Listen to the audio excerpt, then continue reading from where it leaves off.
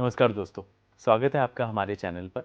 आज हम बात करेंगे नाट्य उत्पत्ति का इतिहास, यानी the origin of drama in India के बारे में। ये विषय भरत मुनि के नाट्यशास्त्र से जुड़ा हुआ है और भारतीय रंगमंच की सबसे पुरानी और महत्वपूर्ण धरोहर है। तो चलिए शुरू करते हैं। सबसे पहले हम ये समझते हैं कि नाट्य की उत्पत्ति कैसे हुई। भारतीय परंपरा के अनुसार नाट्य की रचना भगवान ब्रह्मा ने की थी। जब देवता और मनुष्य दोनों ही धर्म और नीति के मार्ग से भटकने लगे, तब देवताओं ने ब्रह्मा से कहा, हमें ऐसा समाधान दीजिए जिससे लोगों को फिर से धर्म, ज्ञान और सदाचार की प्रेरणा मिले। तब ब्रह्मा ने चारों वेदों का सार लेकर नाट्य वेद की रचना की।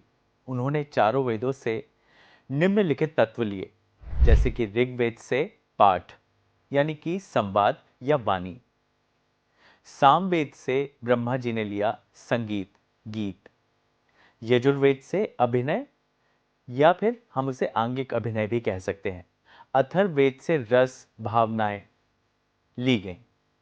और इसीलिए कहा जाता है कि नाट्य वेद चारों वेदों का समन्वय है। इसके बाद ब्रह्मा ने यह ज्ञान भरत मुनि को दिया और कहा, तुम इसे मानव समाज में प्रस्तुत करो। प्रथम नाटक की अगर हम बात करें तो भरत मुनि ने अपने 100 पुत्रों को प्रशिक्षित किया और पहला नाटक प्रस्तुत किया जिसका नाम था देवासुर संग्राम।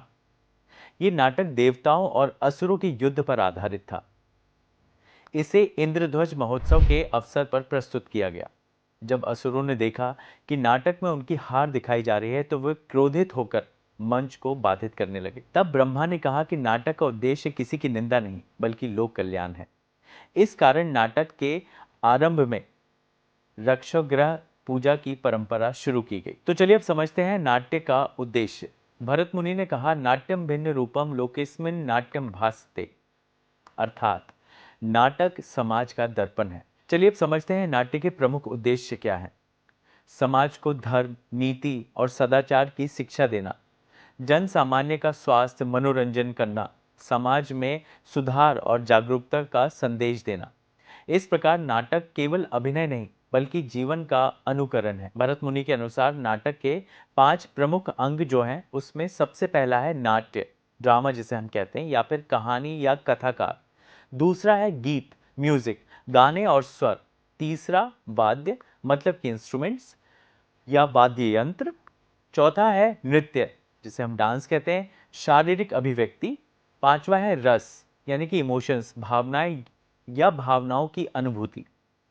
इन पांचों के बिना नाटक अधूरा माना जाता है।